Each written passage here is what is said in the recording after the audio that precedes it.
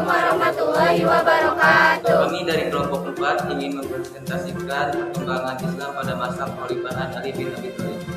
Perkenalkan, nama saya Irsal Gofiki. Di sini saya sebagai moderator. Perkenalkan, nama saya Galih Rizky Julianto. Saya di sini sebagai moderator. Perkenalkan, nama saya Dinda Desmita Cipro. Di sini saya sebagai pemateri. Perkenalkan, nama saya Selvi Siti Sarah. Di sini saya sebagai pemateri. Nama saya Amalia Nursania. Di sini saya sebagai pemateri. Nama saya Nur Fatimah Zahra. Di sini saya sebagai pemateri. Saya Nazara Fatim Firasa. Di sini saya sebagai pembaca kesimpulan. Perkenalkan, nama saya Muhammad Abdul Hadi. Di sini saya sebagai pembaca kesimpulan. Perkenalkan, nama saya Rupa Budia. Di sini saya sebagai mutoleh. Penyampaian materi. Kami menjelaskan tentang masa perkembangan Khalifatul Rasyid. A. Masa Khalifah Ali bin Abi Thalib. Menggangan berakhirnya kepemimpinan Khalifah Utsman bin Affan tersebar fitnah yang sangat keji di tengah-tengah kaum muslimin di daerah kekuasaan Islam, khususnya di Basrah, Mesir, dan Kufah. Fitnah yang sangat keji itu dihembuskan oleh orang-orang munafik yang dimotori oleh Abdullah bin Sabah. Bila sebenarnya orang Yahudi yang berpura-pura masuk Islam, upaya Abdullah bin Sabah ternyata membuahkan hasil. Banyak kaum muslimin yang terpengaruh oleh hasutan itu untuk mengadakan pemberontakan dan memaksa Khalifah Utsman bin Affan agar mundur sebagai khalifah. Keadaan menjadi kacau dan posisi Khalifah Utsman bin Affan sangat terjepit. Tetapi beliau tetap menolak untuk dikawal secara khusus sebagaimana usulan para sahabatnya. Para pemberontak semakin bergelombang dan akhirnya dapat menyerbu kediaman khalifah. Sepeninggalan Khalifah Utsman bin Affan, masyarakat dalam keadaan yang kacau. Sehingga untuk mengendalikan situasi, beberapa masyarakat mengusulkan agar kekosongan itu diisi dengan Ali bin Abi Thalib sebagai khalifah yang baru. Tetapi usul itu ditolak oleh sebagian kaum muslimin lagi, terutama Muawiyah bin Abu Sufyan. Kebanyakan dari kaum muslimin yang menolak itu adalah para pejabat dan gubernur yang masih kerabat dari Utsman bin Affan. Di bawah pimpinan Muawiyah bin Abu Sufyan, mereka menuntut agar orang yang membunuh Utsman bin Affan ditemukan terlebih dahulu. Lalu kemudian membahas tentang pergantian kekuasaan. Sementara itu, di pihak Ali bin Abi Thalib lebih mementingkan adanya pemimpin agar meredam kekacauan.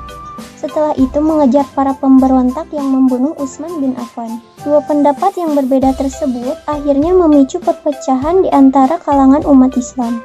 Apalagi setelah Ali bin Abi Thalib ditetapkan sebagai khalifah, menggantikan pucuk pimpinan yang telah kosong dengan menyertakan konflik berkepanjangan.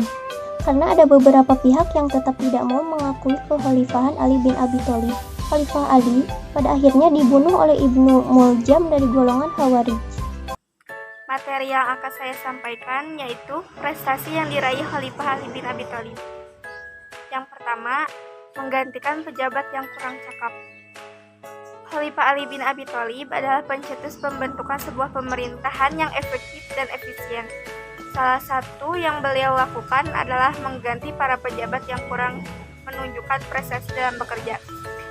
Kebanyakan pejabat yang diganti adalah mereka yang berasal dari keluarga Khalifah Utsman bin Affan, yang mungkin masih kecewa dengan keputusan sebagian kaum muslimin yang mengangkat Ali bin Abi Thalib menjadi khalifah.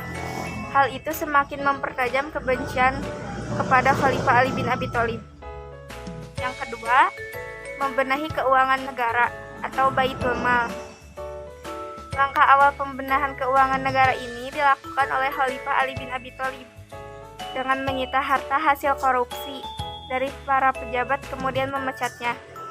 Harta hasil korupsi itu kemudian dimasukkan di Baitul Mal untuk dikelola secara profesional untuk meningkatkan kesejahteraan rakyat dan taraf hidup masyarakat. Yang ketiga, memajukan bidang ilmu bahasa. Wilayah kekuasaan pada masa kekhalifahan Ali bin Abi Thalib merambah sampai ke India. Pada masa Utsman bin Affan, penulisan huruf hijaiyah dalam Al-Quran belum dilengkapi dengan harakat, sehingga bagi yang belum memahami bahasa Arab akan kesulitan membaca dan menimbulkan kesalahan fatal dalam membaca teks-teks dalam Al-Quran maupun hadis, terutama bagi pemeluk Islam di wilayah yang jauh dari Jazirah Arab. Yang keempat, bidang pembangunan.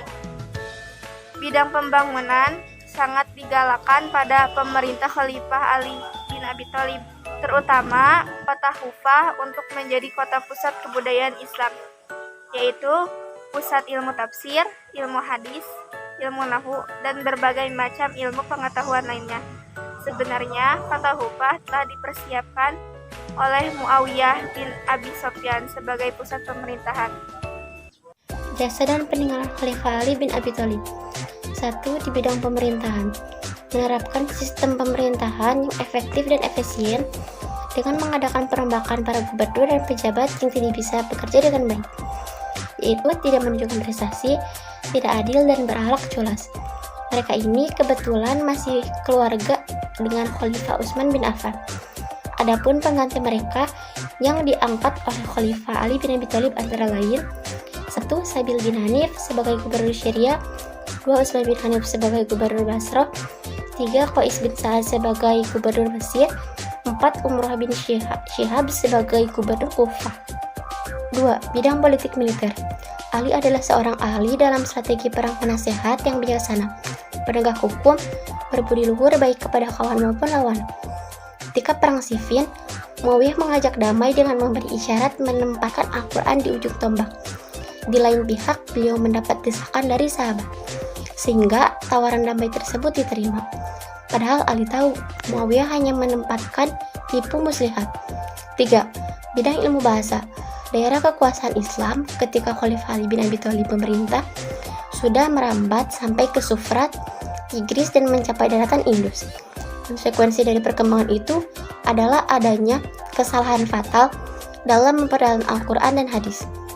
Dalam hal itu, Khalifah Ali bin Abi Thalib menunjuk Abu Aswad Ad-Du'ali untuk menyusun kaidah atau pokok ilmu nahwi sehingga kaum muslim yang berasal dari luar dapat membaca, memahami, dan memperdalam Al-Quran dan hadis. 4. Bidang pembangunan. Khalifah Ali bin Abi Thalib membangun kota Kufah. Dengan dibangunnya kota Kufah, beliau mudah memantau kota Syria yang merupakan sentra kekuatan Muawiyah. Kufah dijadikan sebagai pusat perkembangan ilmu nahwi, tafsir, hadis, dan ilmu pengetahuan lainnya.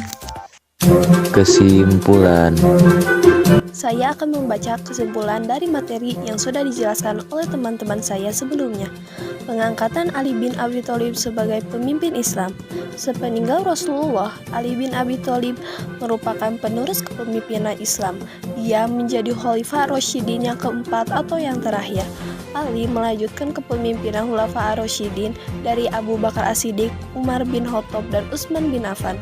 Sebagai Khulafa Ar-Rasyidin, Ali bertugas memimpin Islam. Selama menjabat, dia memiliki tanggung jawab memperluas syiar agama Islam serta mensejahterakan kaumnya. Masa pemerintahan Ali disebut sebagai periode tersulit dalam sejarah Islam karena terjadi perang saudara antara kaum muslimin setelah terbunuh Khalifah ketiga, Utsman bin Affan. Dari sinilah Ali diangkat menjadi seorang pemimpin Islam untuk melanjutkan kepemimpinan Utsman bin Affan. Namun di kepemimpinannya Ali menghadapi banyak sekali permasalahan. Khalifah Ali bin Abi Thalib adalah menyiapkan bibit reaksi masyarakat, yaitu dengan memberhentikan pejabat-pejabat yang melakukan korupsi. Pada masa pemerintahan Ali bin Abi Thalib, beliau fokus untuk menyelesaikan segala kekacauan pada pemerintahan sebelumnya. Berbagai upaya dilakukan untuk mengatasi permasalahan tersebut. Presentasi dari kelompok